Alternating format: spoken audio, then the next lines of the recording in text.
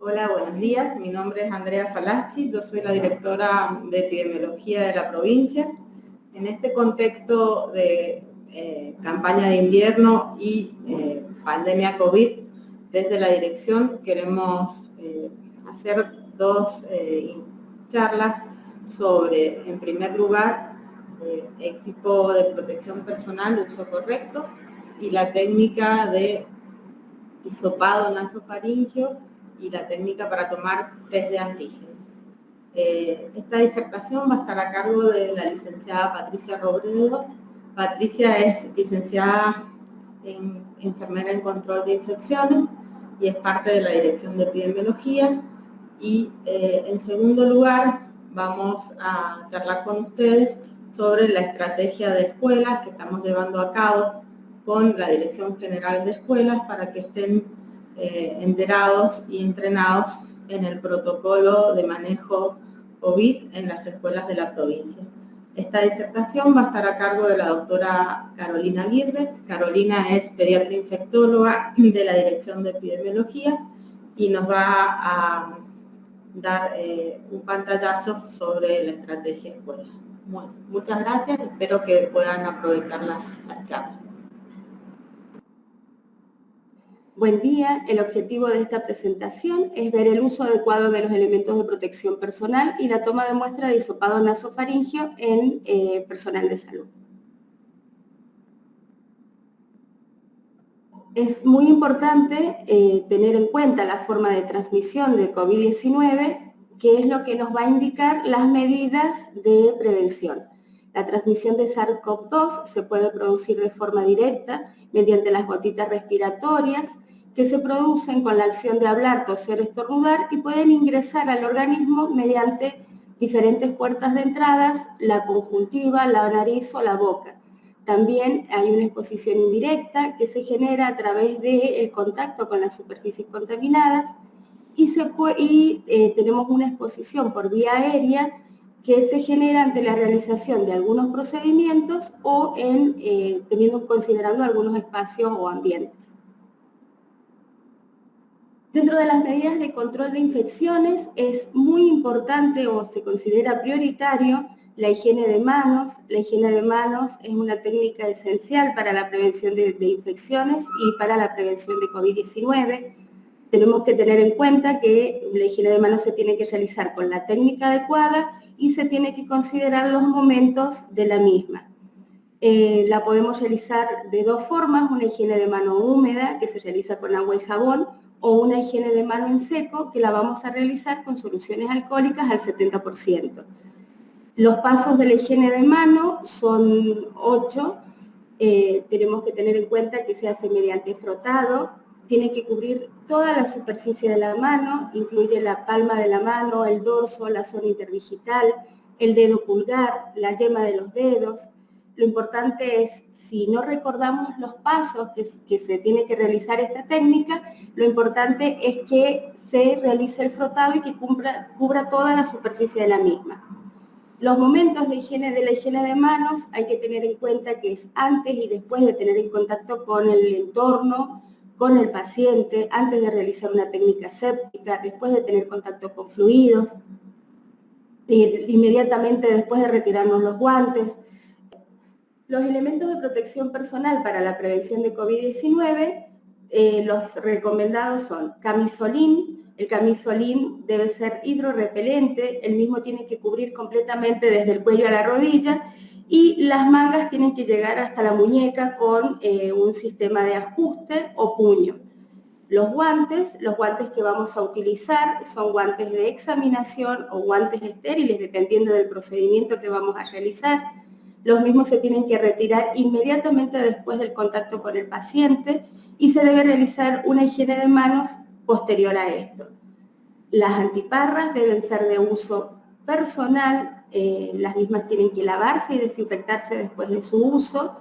Y el barbijo recomendado es el barbijo triple capa o barbijo quirúrgico. El mismo debe cubrir en forma adecuada nariz, boca y mentón. Si utilizamos el barbijo de doble tira, la tira superior y la tira inferior tienen que ir en forma paralela. La superior tiene que tomar la parte media de la cabeza y la inferior tiene que ir prendida en la base de la nuca. En esta imagen lo que mostramos son los distintos niveles de atención o los distintos escenarios donde representan los elementos de protección personal que vamos a utilizar en cada uno de estos. Por ejemplo, en el triage se recomienda una higiene de manos y el uso de mascarilla quirúrgica, siempre y cuando tengamos un biombo o se pueda mantener la distancia entre el entrevistador y el entrevistado. Si no, además, tenemos que agregar la protección ocular. En la toma de muestra para diagnóstico, toma de muestra respiratoria, el tipo de elementos de protección personal que tenemos que utilizar son completos, es blusón, barbijo, antiparra o gafas y barbijo N95. Al igual que cuando vamos a realizar atención de un paciente sospechoso o confirmado en procedimientos generadores de aerosoles.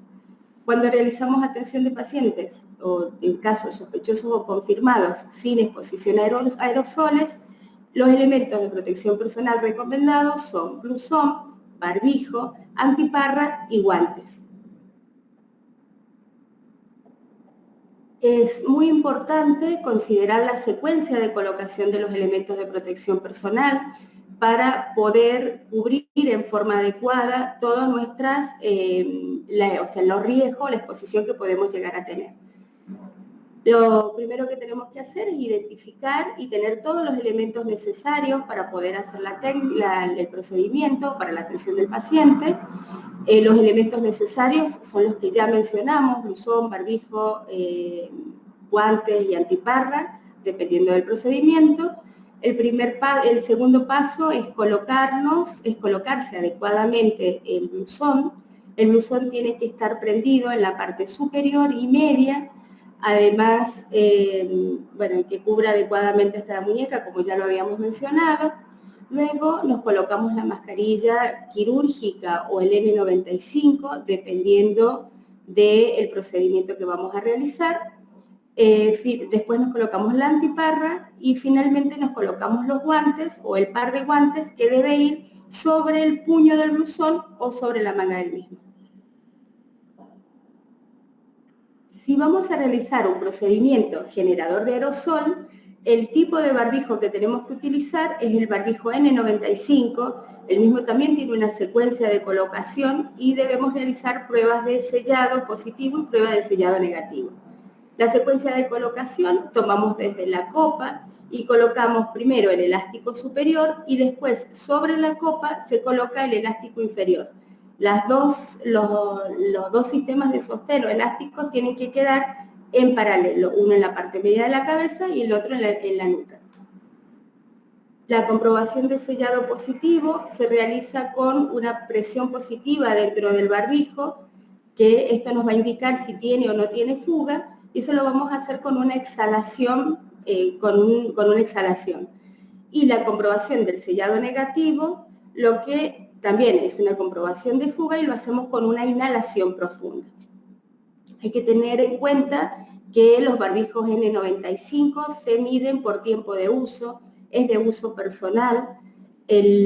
Por día el uso extendido es de 8 horas continuas y lo podemos tener o lo podemos utilizar en un rango de 7 a 15 días, siempre y cuando el barbijo esté intacto, esté seco, no esté ajeado, no esté manchado.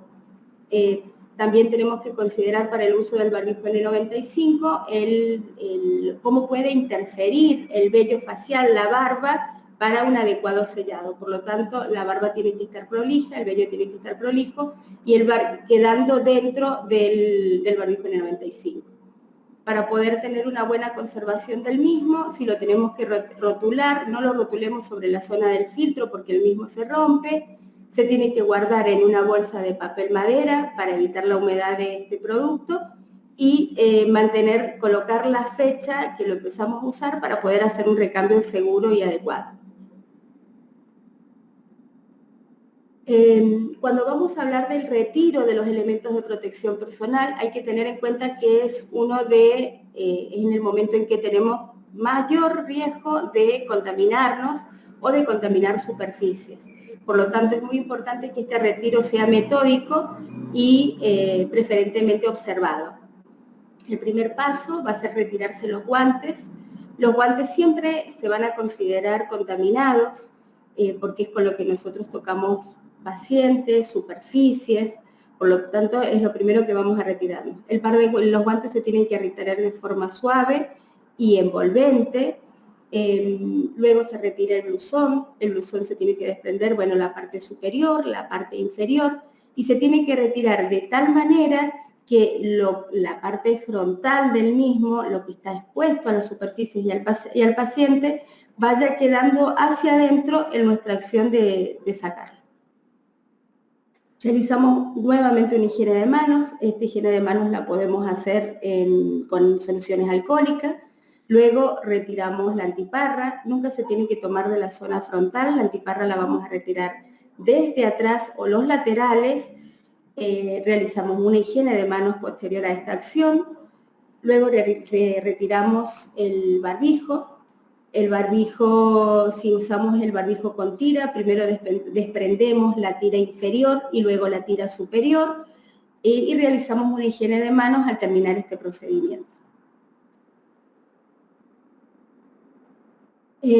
Con respecto a la toma de muestra de hisopado nasofaríngeo, tenemos una situación previa a la toma de muestra, que es verificar que tengamos todos los elementos necesarios. Estos elementos son el equipo de protección completo, que incluye el barbijo N95, el hisopo que tiene que ser de dacrón o nylon, y el tubo de traslado, que el mismo tiene que estar rotulado con datos identificatorios del paciente, nombre, apellido y número de documento. Además, tenemos que tener la ficha de notificación, que tiene que estar completa. La misma tiene diferentes partes. Estas partes incluyen datos personales, los datos clínicos del paciente, síntomas, antecedentes patológicos, y tiene una segunda hoja donde incluye todo lo que son los datos epidemiológicos que también tienen que estar completos. Cuando vamos a realizar la toma de muestra, si realizamos una toma de muestra del hisopado nasofaríngeo, se le pide al paciente que haga una leve inclinación de su cabeza, se puede sostener el mentón, luego se introduce el hisopo por la fosa nasal, tiene que introducirse de forma suave hasta llegar a nasofaringe. Llegando a la nasofaringe se realiza un movimiento de rotación suave hacia ambos lados, se retira y se repite la operación ingresándolo por la otra fosa nasal. El tubo debe tener 2 mililitros de solución fisiológica, que es donde vamos a introducir el hisopo. También es importante recordar que no se deben usar hisopos con palillos de madera. Para realizar la toma de muestra del hisopado nasofaríngeo, tenemos que primero explicarle al paciente cuál es el procedimiento que vamos a realizar. Se le pide que haga una leve inclinación de su cabeza hacia atrás, se puede tomar el mentón. Luego se introduce el hisopo por una de las fosas nasales hasta nasofaringe.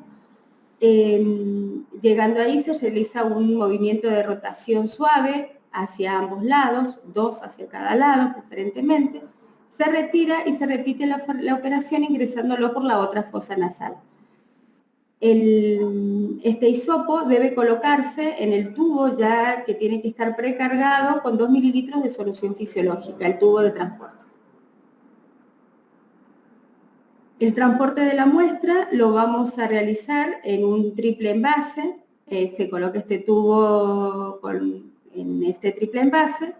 El mismo debe llevar la ficha epidemiológica completa, la misma debe estar fuera de la caja o del triple envase, y es fundamental que todas las muestras, como ya lo habíamos mencionado, deben ir debidamente rotuladas, igual que la caja y la ficha de notificación. A continuación se van a mostrar 2 videos sobre la toma de muestra de hisopado nasofaríngeo para el test de antígeno y de hisopado nasal, también que se utiliza en niños para la toma de test de antígeno.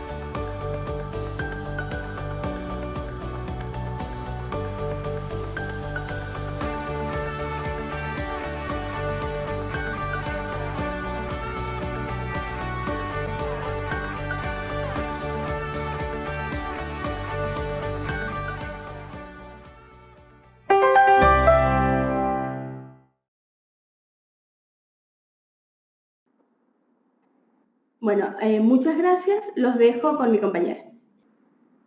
Hola, ¿qué tal? Buen día, ¿cómo les va? Bueno, como me presentó Andrea, yo soy Carolina Aguirre y voy a hablar del protocolo de manejo de casos sospechosos y confirmados en las escuelas. Para empezar a hablar de este tema, es importante tener presente que todo lo que es la estrategia de escuela tiene una fundamentación legal y técnica en resoluciones nacionales y provinciales. En la provincia está la primera resolución madre, que es la 390 de la Dirección General de Escuela, que se actualizó en abril con la resolución 1387. Nosotros, en ambas resoluciones, en la provincia, tenemos que seguir un piso, que es lo que está establecido por el Consejo Federal de Educación que ha establecido Nación. Si bien podemos movernos de eso, pero los lineamientos y los conceptos básicos y las recomendaciones principales tienen que ser las mismas. Para empezar, es importante tener presente lo que es un grupo, o también llamado burbuja, o grupo de estudiantes, también se le dice, que es el agrupamiento de estudiantes cuyos integrantes en el aula y fuera de la misma deberán tener un distanciamiento físico entre sí, de 2 metros fuera del aula y 1,5 metros dentro del aula, según dicta el Consejo Federal de Educación, y manteniendo barbijo y todas las medidas preventivas, que están diferenciados en toda la instancia educativa, es decir, dentro del aula y en los espacios comunes del establecimiento. Incluye el personal que está asignado a los mismos, generalmente a los docentes que están asignados a los mismos. Esto quiere decir que estos chicos van a estar juntos en todo el cursado presencial que les toque tener, van a compartir recreos y la recomendación básica de las escuelas es que los grupos o burbujas no se crucen entre sí. Cada grupo burbuja va a tener contacto con internamente con sus propios integrantes, pero no debe cruzarse con otro grupo o burbuja. Ese es el lineamiento básico de la estrategia de escuela.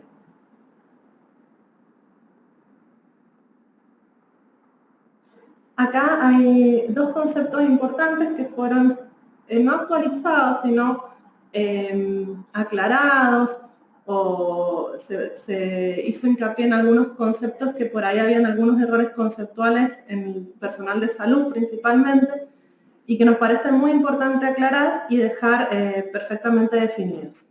Por un lado está el concepto de aislamiento y por otro lado está el concepto de cuarentena. El concepto de aislamiento hace referencia a la separación social de las personas enfermas, infectadas con COVID-19.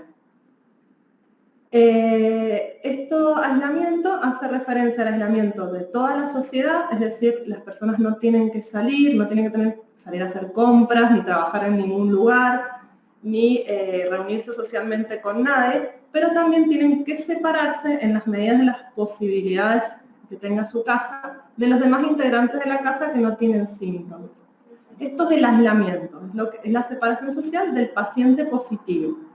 Generalmente, esta separación es por 10 días desde el comienzo de síntomas, las formas habituales que pasan la enfermedad en su casa, ya que las formas más graves necesitan más días. Los que tienen neumonía, por ejemplo, están internados, están más días aislados porque contagian por más tiempo. Pero la gran mayoría de los casos, el tiempo promedio es de 10 días y el alta es dada por un profesional de salud competente que tiene que evaluar cómo ha evolucionado el paciente y que esté en condiciones de reincorporarse socialmente a la actividad social que desarrolla, en este caso a volver a la escuela, y que no esté contagiando. Por eso es importante el alta, y se llama que es un alta clínico-epidemiológica. Es decir, que no tiene síntomas que indiquen que sigue contagiando. O sea, los únicos síntomas que puede persistir teniendo el paciente es la la anosmia, la ageusia, un poco de dolor de garganta, y en aquellos pacientes que previamente tienen o rinitis crónicas o son tosedores crónicos puede persistir un poco de esto, pero en aquellos que no tienen habitualmente tos tienen que haber remitido la presentación respiratoria para poder reintegrarse a sus actividades habituales. Este es entonces el certificado de alta clínica epidemiológica, que generalmente lo da el profesional de salud, y en el caso que se trata de un niño, que es lo que nos compete en esta charla, lo da el pediatra. y tiene que saber las condiciones que tienen que darse para otorgar el alta, que son las que acabamos de decir. Es muy importante tener en cuenta que el aislamiento y también la cuarentena implica separación total de las actividades. No es solo no ir a la escuela, sino el aislamiento de todo evento social de las personas. ¿Por qué? Porque están contagiando. Entonces, si yo no me aíslo, no me separo, puedo contagiar a otras personas y perpetuar aún más la cadena de contagio y la enfermedad en la comunidad. Y la cuarentena es la separación social de los contactos estrechos de casos confirmados. Que vamos a ver contacto estrecho cómo se define en las escuelas, que es un poco distinto a los conceptos que hemos venido manejando hasta ahora. Y esta separación social dura 14 días. Esto quiere decir que desde el último día que yo estuve en contacto con una persona que estaba en periodo de contagiosidad de la enfermedad, tengo que contar 14 días de cuarentena, de aislamiento social. ¿Por qué 14 días? Porque son el tiempo del periodo de incubación de la enfermedad, es decir, el tiempo que mi organismo puede demorarse en empezar a presentar síntomas de la enfermedad, en enfermarme y por ende en empezar a contagiar. Por eso se llama cuarentena. Es en general un concepto de todas las enfermedades infecciosas y en el caso de COVID son 14 días desde el último contacto. Esto del último contacto lo vamos a tener presente en las próximas diapositivas porque es uno de los conceptos que más ha costado incorporar. Es importante saber también que están exceptuados de realizar cuarentena, al menos hasta ahora. Esto puede cambiar, como todo lo de COVID, con nuevos conocimientos. Están exceptuados de realizar cuarentena aquellas personas que han tenido COVID confirmado por laboratorio en los últimos 3 meses.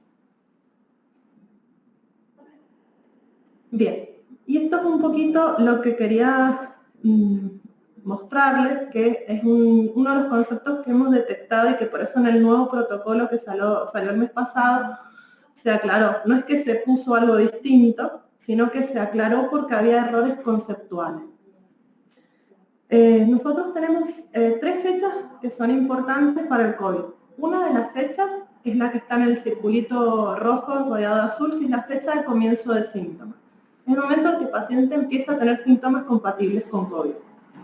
Después tenemos 2 días antes del comienzo de síntomas, que ese es el momento donde ya empiezan a contagiar, porque los pacientes contagian cuando no tienen síntomas aún de la enfermedad, 2 días antes de presentarlos. Por eso todas estas estrategias de aislamiento y cuarentena en los contactos estrechos, porque pueden contagiar aún sin tener síntomas. Y después de la fecha de inicio de síntomas, se cuentan 10 días, como hablábamos recién en la mayoría de los casos, que están con formas que pueden pasar la enfermedad en su casa, 10 días desde el comienzo de síntomas, que hasta ese momento pueden contagiar.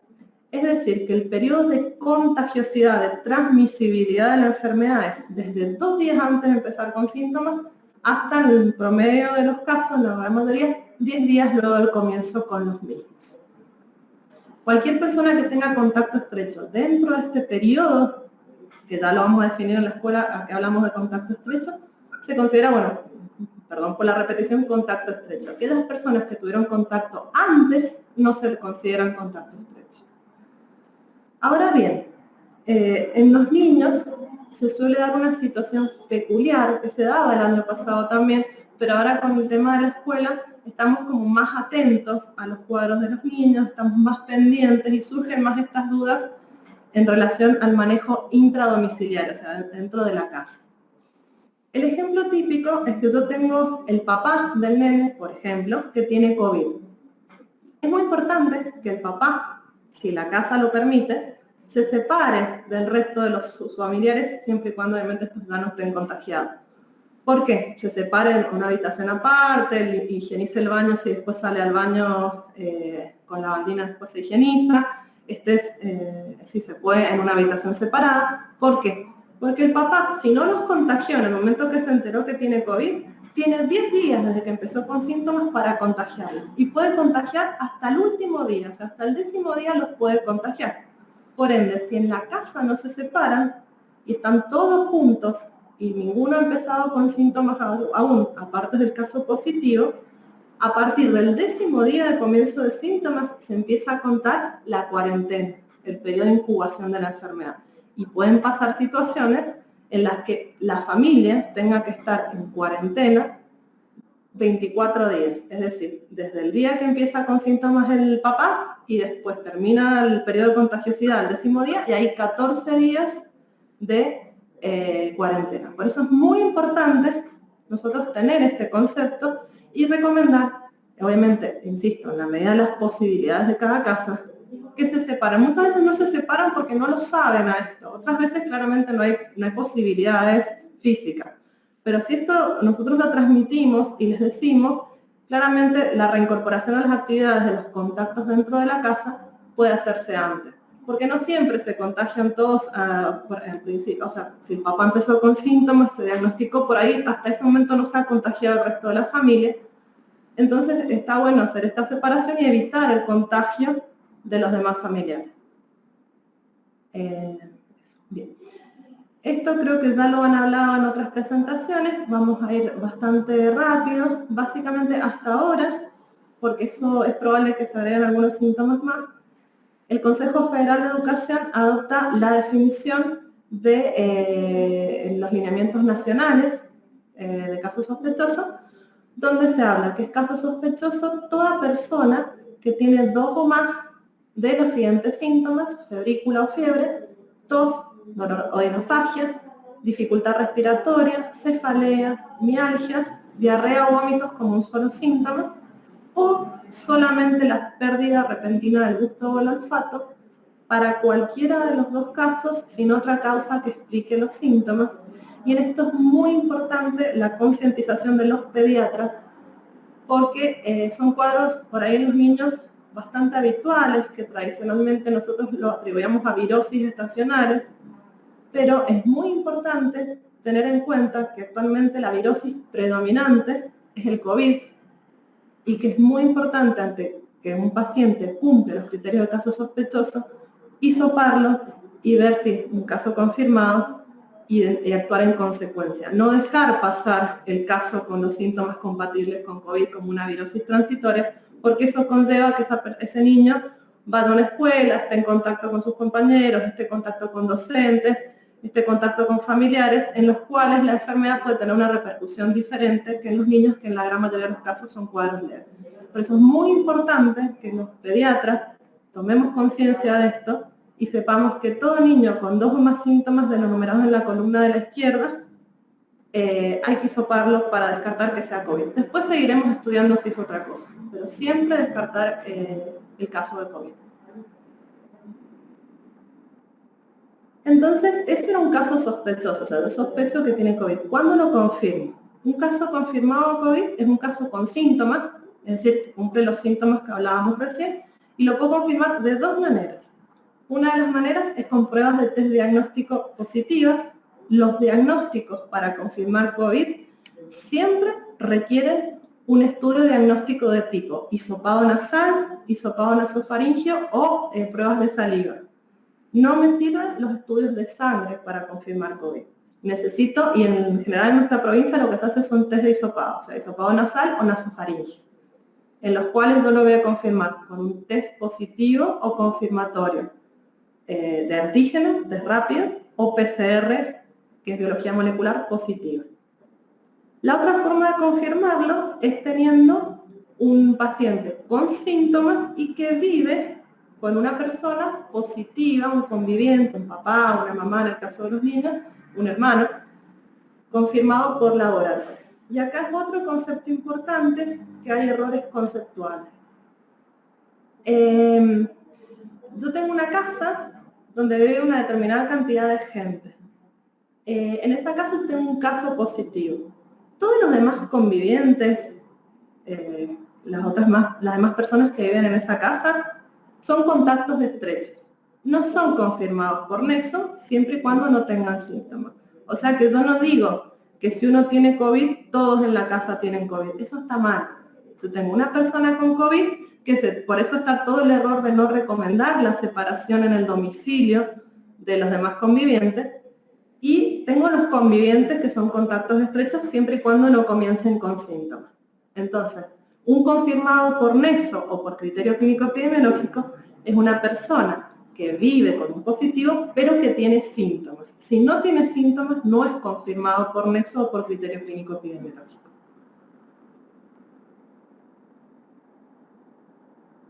Bien, y entonces hemos dicho mucho el tema este del contacto estrecho, y acá hace referencia a contacto estrecho. Básicamente dividimos dos grandes grupos. Las personas que integran o que están dentro de un grupo burbuja o las que están fuera de un grupo burbuja. ¿Quiénes están dentro? Todos los alumnos de la institución con sus docentes respectivos que dictan clases de distintas modalidades, maestros, docentes de materias especiales, docentes de secundaria, etcétera. Y fuera del grupo reducido de alumnos están generalmente los docentes o el personal escolar en contacto entre sí, porque los alumnos siempre se manejan dentro del grupo burbuja, ¿sí? Entonces, dentro del grupo de alumnos, yo tengo un caso sospechoso o un caso confirmado y considero a todos los que han estado en contacto desde 2 días antes que empezara con síntomas, el caso sospechoso o confirmado en cuestión, como contactos estrechos. Todos los que han estado en contacto con ese alumno o ese docente dentro del grupo burbuja desde 2 días antes que empezara con síntomas. Es decir, si yo tengo un grupo o burbuja y tengo un alumno que empieza con síntomas y es un caso sospechoso, y tengo que estuvo 2 días antes de empezar con síntomas, con su maestra, con la maestra de plástica, con la maestra de educación física, todos los docentes son contactos estrechos. Esto es importante aclararlo y es un tema que está en discusión actualmente para evaluar si los docentes de materias especiales, más específicamente de educación física, se consideran o no contactos estrechos. Hasta ahora sí lo son, por disposición del Consejo Federal de Educación, que como explicaba al principio, es nuestro lineamiento base, y puede ser que cambie en un futuro en consenso con los equipos de nación. Pero hasta ahora son todos contactos estrechos. Y al revés, si tengo un docente positivo, por más que sea el docente de gimnasia, el docente de música o una maestra, todos los grupos o burbujas con los que estuvo desde 2 días antes de empezar con síntomas se consideran contactos estrechos. Y fuera del grupo o burbuja es el concepto que hemos manejado todo el año pasado, que son aquellas personas que hayan estado en contacto en el periodo de contagiosidad, que es de 2 días antes de empezar con síntomas el caso en cuestión, a menos de 2 metros y más de 15 minutos con un caso sospechoso o confirmado. Es decir, si han estado por ejemplo, en una sala de profesores o en una reunión con la directora mucho tiempo, en ese caso es un caso sospechoso o han estado a poca distancia por el tiempo, por la distancia, por estos criterios que estamos hablando, son contactos estrechos. Si pasó 5 minutos al lado de un docente que después fue positivo, al lado de otro, firmó el libro de presencialidad o cualquier otra instancia, 2 segundos no es un contacto estrecho. Tienen que cumplirse los criterios de distancia y tiempo. Entonces, ¿quiénes no tienen que ir a la escuela? De todo lo que hemos hablado hasta acá, no tienen que ir a la escuela. Los casos sospechosos de COVID, es decir, los que cumplen el criterio de casos sospechosos porque tienen los síntomas que antes hablábamos en las 2 columnas que hablamos recién. Si es un caso confirmado de COVID, tampoco tiene que ir.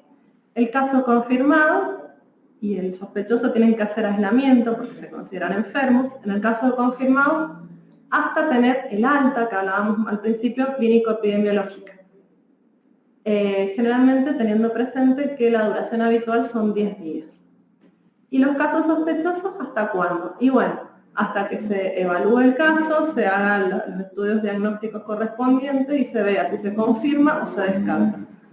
Siempre el protocolo de escuelas nos pide que nosotros tengamos un certificado de alta de que el caso sospechoso no es un caso compatible con COVID, que el caso confirmado está de alta para reincorporarse a la escuela. Y acá, insisto, es muy importante el rol de los pediatras en tener altas pautas de alarma, en que no estamos en los años previos, estamos en un año de pandemia, y que un chico con fiebre y dolor de garganta es una sospecha de COVID. Y hay que hisoparlo y descartarlo para yo poder después al niñito reintroducirlo a la escuela con tranquilidad de que no estoy reintroduciendo el virus al establecimiento escolar. El Consejo Federal de Educación establece que si tienen un solo síntoma, o sea, no constituyen un caso sospechoso, sería recomendable que no asistan a la escuela hasta que logren definir su situación, a ver si se agregan más síntomas o se desaparecen. Y después tenemos la otra situación en la cual no tienen que asistir a la escuela, son los contactos estrechos que tienen que hacer cuarentena. En el caso de un caso confirmado, cuarentena por 14 días, desde el último día que tuvieron contacto con el positivo, y en el caso de un sospechoso, de un contacto estrecho de un sospechoso, hasta que se defina el sospechoso, si se confirma o si se descarta.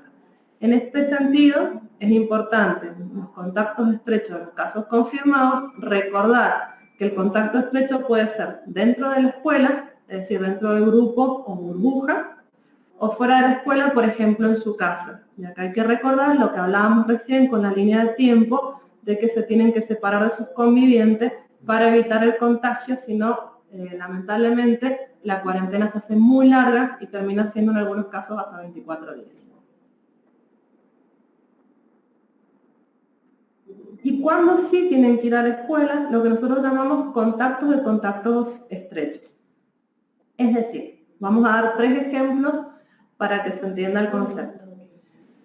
Por ejemplo, nosotros tenemos un docente que no tiene síntomas y es contacto estrecho de un alumno positivo de un grupo burbuja. Este docente, insisto, que no tiene síntomas, trabaja dentro de esa escuela en muchos grupos o burbujas, o trabaja en muchos grupos o burbujas de distintas escuelas. Mientras el docente no tenga síntomas, los demás alumnos de los otros grupos o burbujas donde trabaja el docente se consideran contacto de contacto estrecho y no tienen que hacer cuarentena. El docente sí, pero los alumnos de las otras burbujas, de donde no es el alumno positivo, no lo tienen que hacer.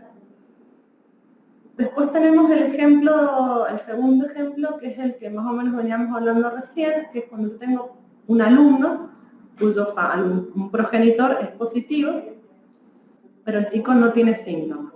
El chico es contacto estrecho de un caso confirmado, pero los demás compañeritos de la escuela y los docentes que van a la escuela con él son contacto de contacto siempre y cuando el niño permanezca asintomático. Y después el último ejemplo, que es el menos consultado, porque los otros dos me los preguntan frecuentemente, es el tema de convivientes de un contacto estrecho asintomático. Esta es la situación donde, por ejemplo, en una escuela van 2 hermanitos, de los cuales uno de los hermanitos tiene un compañerito positivo en la escuela. El hermanito que tiene el compañerito positivo en la escuela no tiene síntomas, por lo cual es contacto estrecho de un positivo, y el otro hermano es contacto de contacto, por lo cual puede asistir a la escuela normalmente. Es muy importante que todo el personal de salud, principalmente el personal que atiende niños, sepa más o menos cómo es la organización de la estrategia escuela. La estrategia escuela está constituida por representantes de las escuelas y representantes de las áreas de salud. En todas las escuelas hay 1 o 2 referentes, que se llaman referentes escolares de COVID-19, REC-19, que son los que están en conjunto con los referentes de las áreas departamentales de salud, manejan las situaciones que allí surgen, indican la cuarentena de los grupos o burbujas y manejan distintas inquietudes o situaciones que surgen en las escuelas.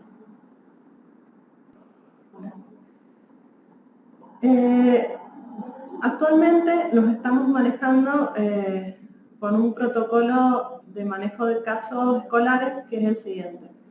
Nosotros tenemos un paciente que constituye un caso sospechoso de COVID-19 y se le puede hacer un hisopado nasal o nasofaringio. En general son las muestras más habituales, en algunos lugares hacen saliva, pero es poco frecuente.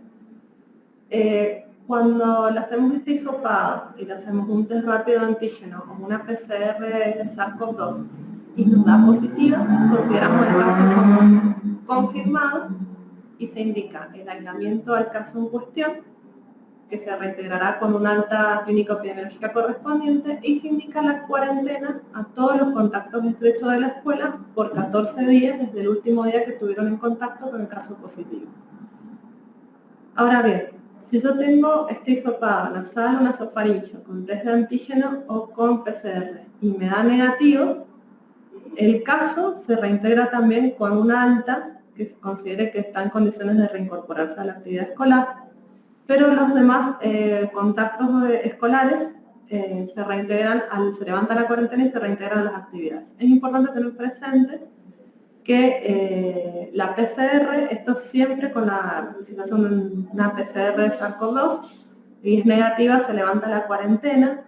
Y en cuanto a los test de antígenos, si los mismos se realizan en los primeros 5 días desde el comienzo del síntoma del caso en cuestión y son negativos, se levanta la cuarentena de los contactos. Esto implica igualmente que el caso en cuestión tiene que ser evaluado para terminar de cerrar el diagnóstico y la situación del mismo. Es importante también recordar que hay unos lineamientos que se están manejando con Nación y que están planteando algunas variaciones de esto. En vez de 5 días de antígenos, es probable que planteen 7 días desde el comienzo del síntoma, pero bueno, lo actualizaremos cuando ya se dé un consenso nacional. Y otro concepto que es importante que manejemos desde la parte pediátrica es el concepto de brote escolar y transmisión intrainstitucional. La realidad es que en la gran mayoría de los casos uno no puede confirmar fehacientemente cuando hay circulación comunitaria viral que se trate realmente de brotes escolares o de transmisión intrainstitucional. Sin embargo, es importante tener en claro los conceptos. Un brote en un grupo burbuja es cuando yo tengo 2 o más integrantes del grupo burbuja positivos en los últimos 14 días. Siempre y cuando yo descarte que estos 2 integrantes tienen un contagio conocido o han tenido un contacto estrecho importante fuera de la escuela donde yo puedo atribuir que sea el contagio. Entonces, cuando yo tengo 2 o más casos en un grupo burbuja positivos en los últimos 14 días, que yo excluyo que tengan contacto o sepan una fuente de contagio fuera de la institución, podrían llegar a pensar que podrían haberse contagiado en la escuela, pero como les dije al principio, al haber circulación comunitaria viral nunca es una certeza, es una suposición. En estos casos no se hace mucho porque ya los integrantes del grupo burbuja están en cuarentena en sus casas. Lo que sí se recomienda es intensificar las medidas al retornar a la presencialidad dentro del grupo burbuja. Obviamente todo esto se maneja entre el equipo de salud y los referentes escolares. Y el tema de transmisión intrainstitucional o sospecha de transmisión intrainstitucional es cuando yo sospecho que fuera de los grupos o burbujas se están contagiando las personas entre sí. Cuando tengo el nivel de alerta, cuando tengo 3 o más casos en los últimos 14 días en 3 grupos o burbujas diferentes. Insisto, es lo mismo. Tengo que tratar de descartar que los casos no tengan un nexo epidemiológico por fuera de la institución y, como les decía al principio, generalmente no tengo una certeza de que hay transmisión cuando hay circulación comunitaria importante, ya que se pueden tratar tanto en el brote como en la transmisión interinstitucional de casos aislados. Pero bueno, lo que hago en estos casos es evaluar con los referentes del área departamental junto con los REC 19 y con nosotros de la Dirección de Epidemiología y si realmente no se puede establecer formas de contagio de estos integrantes de la institución educativa, por ahí lo que se recomienda, una vez que se hace una investigación y se finaliza la misma, es que pasen a la virtualidad 14 días y después se intensifican todas las medidas y las recomendaciones de distanciamiento, de higiene, etcétera, en el establecimiento escolar. Bueno, ahora damos por finalizadas nuestras presentaciones. Cualquier cosa que vayan surgiendo, nueva información o actualizaciones del tema, estaremos en contacto y bueno, espero que les haya sido útil y que hayamos podido subsanar algunas dudas.